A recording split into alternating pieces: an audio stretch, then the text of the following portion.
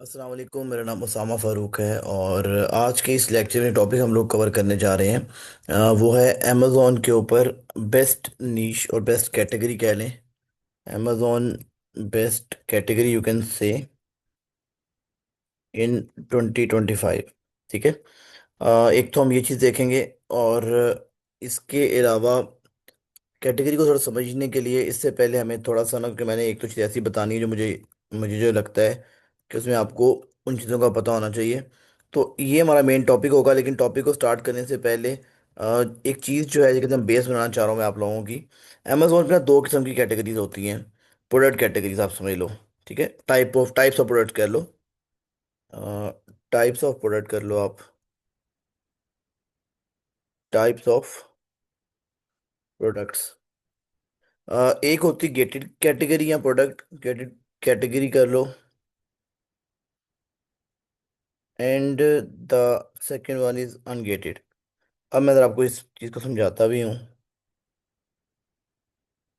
तो क्या थोड़ा फ़ॉन्ट साइज बढ़ा दें। ठीक है जी। चलिए, अब इसको समझने के लिए हम लोग ज़रा इसका पहले फ़ॉन्ट बड़ा करें ताकि आप लोगों को विजिबिलिटी में इशू ना हो। ऐसा चलें जी। जब आप यहाँ पे देखते हो ना, मैंने लिखा हुआ गेटेड कैटेगरी और प्रोडक्ट या फिर अनगेटेड कैटेगरी और प्रोडक्ट। इसको समझने के लिए बड़ी सिंपल सी चीज़ है। देखो, ऐसी प्रोडक्ट्स, ठीक है जी, सबसे गेटेड की बात कर लो जो कि अमेजोन अलाउ नहीं करता। ठीक है जी। Products which Amazon don't allow directly to sell, which Amazon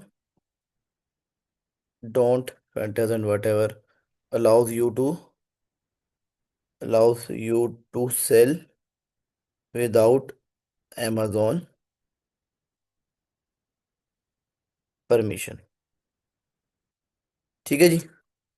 it's called gated product और गेटेड कैटेगरी। पूरी कैटेगरी भी गेटेड हो सकती है, कुछ प्रोडक्ट्स भी गेटेड हो सकती हैं। ठीक है।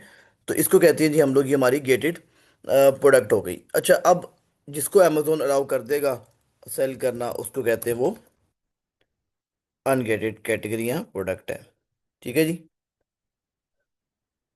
इसमें जी which Amazon allows us to sell. अच्छा जी, विदाउट अमेजोन परमिशन। ठीक है, ये वर्ड आप साथ डाल लो यार, मैं यहाँ से कॉपी पेस्ट मार देता हूँ। अच्छा जी, विदाउट अमेजोन परमिशन। ठीक है, ये वर्ड आपका साथ ही आ गया। फॉन्ट बड़ा कर लेते हैं। अच्छा, अब मैं आपको ज़रा 2 मिनट में इस बात को समझाता हूँ। देखो बच्चे, हर वो प्रोडक्ट जिसके ऊपर आपको एलर्जी रिएक्शन हो सकता है। ठीक है, आपकी बॉडी को नुकसान पहुंच सकता है, बॉडी अफेक्ट हो सकती है, स्किन अफेक्ट हो सकती है। यानी कि डायरेक्टली और इनडायरेक्टली किसी भी चीज़ को यूज़ करने से आपको अगर नुकसान हो सकता है तो अमेजोन कहेगा कि वो चीज़ पे ऊपर अमेजोन ने ताला लगा दिया है, लॉक लगा दिया है। और अमेजोन कह रहा है कि भाई वो लॉक मैं तब तक नहीं खोलूंगा जब तक आप मुझे उसके सर्टिफिकेट्स नहीं देते। बात समझ में नहीं आई, दोबारा रिपीट करते हैं। गेटेड प्रोडक्ट्स वो प्रोडक्ट्स होती हैं, कैटेगरीज वो कैटेगरीज होती हैं जिनको अमेजोन कहता है कि आप मेरी परमिशन के बगैर सेल आउट नहीं कर सकते।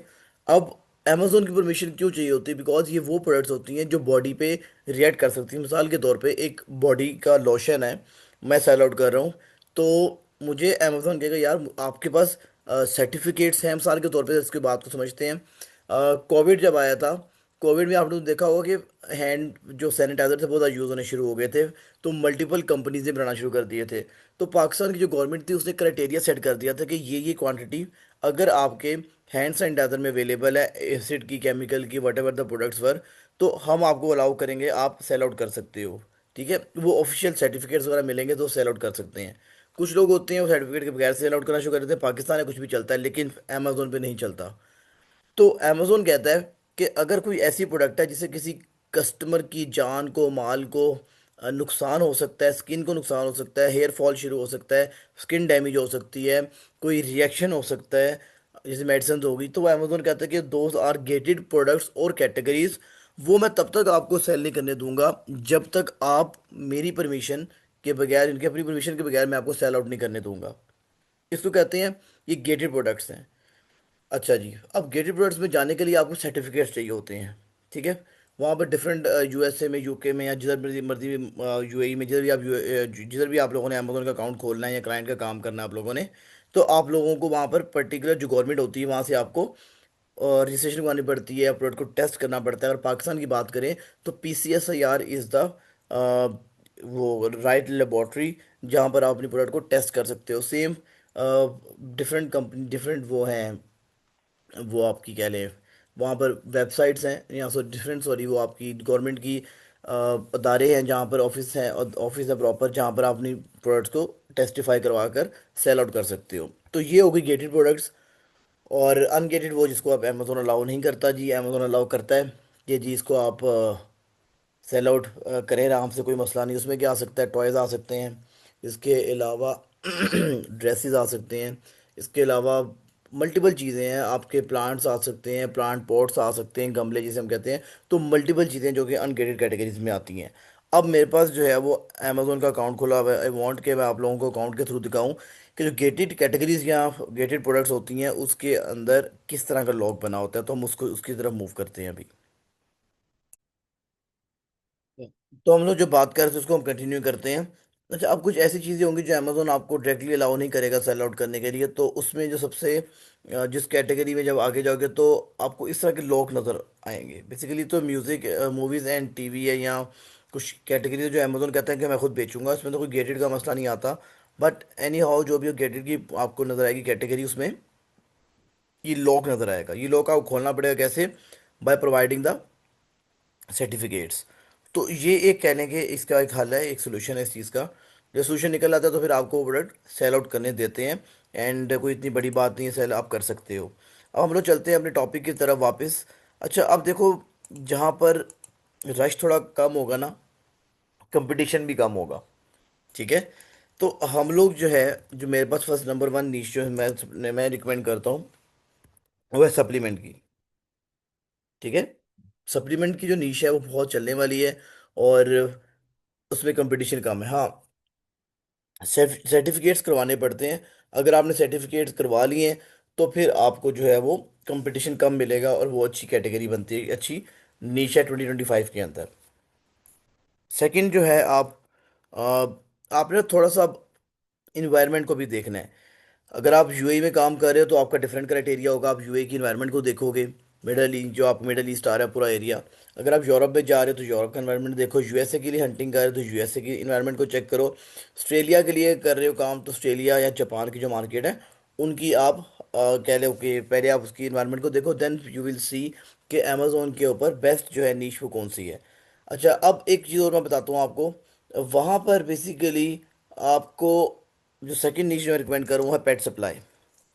पेट सप्लाई क्यों? क्योंकि वो वहाँ पर ओल्ड होम्स का कॉन्सेप्ट ज़्यादा है, और अपने पेरेंट्स की वैसे केयर नहीं करते। तो जो भी बूढ़ा होता है उसको पता होता है मैंने एट द एंड किधर जाना है, मैं अपने ओल्ड होम में जाऊँगा। तो ओल्ड होम में जाने के लिए वो लोग तैयारियां करके रखते हैं, पहले उनको पता होता है हमारे साथ ये होना है। तो वो क्या करते हैं, अक्सर लोग जिनका पैसा होता है वो अपने पेट्स को बहुत ट्रेन करते हैं। उसको ट्रेन इस सेंस में करते हैं कि यार अगर ये लोग ट्रेन हो जाते हैं, और मैं इन लोगों से मल्टीपल काम करवा सकता हूँ। ठीक है। और दूसरा ये कि उन लोगों को पार्टनर भी चाहिए होता है बात करने के लिए, डिस्कशन करने के लिए, तो वो पेट्स के साथ ज़्यादा ज़्यादा अटैच होते हैं। तो सेकंड जो नीश है हमारी वो पेट सप्लाई है। थर्ड वन एक और मैं आपको बताऊं, एक और चीज़ आप यहाँ पे याद रखिएगा। जो यूएसए में अगर आप स्पेशली काम कर रहे हो ना, तो जो मीन एज है इनकी, जो यूएसए में ज़्यादा लोग रहते हैं वो बूढ़े हैं थोड़े से। ठीक है। वहाँ पर ज़्यादा लोगों को पेन होती है ज़्यादा। पाकिस्तान की जो मीन एज है, यार थोड़ा सा आप स्टडी करोगे, गूगल पे जाओ, you can see what is. अभी ये आता है कि नहीं आता, चैट जीपीटी दे देता है मेरे लिहाज से, मैं देखता हूँ। चैट जीपीटी खोलो आप, what is mean age of USA. यानी कि यूएसए में एक एवरेज एज, यानी कि एक बंदे की एवरेज एज क्या है। मीन एज का मतलब ये होता है एवरेज एज, मतलब ये एक बंदा 30 साल का है, दूसरा 40 का है, एक 50 का है। तो इन तीनों का जो है वो सम किया जाएगा, तीन पे डिवाइड किया जाएगा, एक आपकी एवरेज एज आ जाएगी। जैसे मिसाल के तौर पे आप लोगों की एज है 15, 20, 25, अब मैं करता हूँ इन तीनों को सम करूंगा, 15 एंड 20 इक्वल 35, 35 प्लस 25 इज 60। और जब मैं इसको तीन पे डिवाइड करूंगा तो आपकी मीन एज क्या होगी, तीन लोगों की 20 हो गई। तो इसी तरह से जो मीन एज है यूएस में, यू कैन सी, ये देखें आगे आपका, the mean age in United State, that is age that divided the population whatever चले, वो है अप्रॉक्सीमेटली 39 to 40 ईयर्स। ये देख रहे हो आप 2024 के स्टैट्स के मुताबिक। तो बताने का मकसद है कि वहां पर एज कम्पेयर टू पाकिस्तान आप देख लें, पाकिस्तान की क्या मीन एज है, वो थोड़े यंगस्टर्स हैं ज़्यादा जो रहते हैं पाकिस्तान में। तो अब आपको पता चल गया कि यूएसए में जो लोग हैं वो एवरेज क्या है, बूढ़े हैं एज कम्पेयर टू पाकिस्तान। तो वहां पर पेन रिलीफ प्रोडक्ट्स बेचो, पेन की जो पेन खत्म करने वाली चीज़ें होती हैं वही सप्लीमेंट्स की कैटेगरी में आ जाएगी, ठीक है। तो आप लोगों ने अपने दिमाग को ज़रा इस्तेमाल करना है। पाकिस्तान में अगर आप बेच रहे हो तो यंगस्टर्स की चीज़ें बेचो ज़्यादा। पाकिस्तान की मीन एज क्या है, 21, साढ़े साढ़े 20 साल, 21 साल। वहां पर क्या मीन एज आ रही है, 39 to 40 ईयर्स। ताकि मेरा मतलब समझ रहे हैं आप बात को, कि वहाँ बूढ़े लोग ज़्यादा है वहाँ पर। इस तरह से देखो आप। तीसरा जो आपकी main category you can use, वो है हमारी होम एंड किचन की, ठीक है। बाकी और भी बड़ी कैटेगरीज है, टॉयज हैं, उसके बाद पर्सनल केयर की चीज़ें आ जाती हैं। लेकिन जो मेन तीन जो निशेज है वो मुझे लग रहा है वो ये तीन का ज़्यादा चल रही हैं आगे।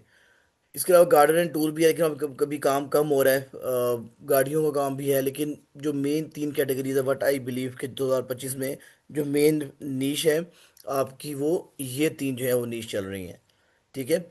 अब यहाँ पर मैं अपने लेक्चर को क्लोज कर रहा हूँ, एंड आई डू बिलीव कि आप लोगों को मैंने एक सिर्फ एक हिंट दिया है छोटा सा, चैट जीपीटी से पूछो कि वहाँ पर क्या क्राइटेरिया, क्या क्या किस तरह के लोग रहते हैं, जरा डिस्कशन करो एंड फाइंड आउट कि कौन सी प्रोडक्ट अच्छी है, कौन सी प्रोडक्ट बिक सकती है। तो ये जब हम लोग काम करेंगे ना, बिलीव मी, आप लोगों का वो एक माइंडसेट खुलेगा इंशाल्लाह। और प्रोडक्ट हंटिंग मेन चीज़ है, जहाँ प्रोडक्ट हंटिंग कर लेते हो थोड़ा ड्राई लगता है आपको, उसके बाद फिर जाकर चीज़ें आसान होना शुरू हो जाती है। इंशाल्लाह प्रैक्टिकल सारा करके दिखाऊंगा, 1 to 1, 1 by 1 इंशाल्लाह। अभी जो है हम लोगों ने वैलिडेशन की तरफ नहीं जा रहे, हम लोग सिर्फ नीश और प्रोडक्ट हंटिंग की तरफ रह रहे हैं अभी, ठीक है। आप काइंडली मेक श्योर करें कि मुझे असाइनमेंट लाजम जमा करवाएं, ताकि मुझे पता हो कि आप लोग कितना काम कर रहे हो, क्या काम कर रहे हैं, ठीक है। तब तक के लिए, अभी के लिए यहाँ तक मैं इसको वाइंड अप करता हूँ। तब तक मुझे अभी इजाज़त दीजिए, अपना ख्याल रखिएगा आप, अल्लाह हाफिज़।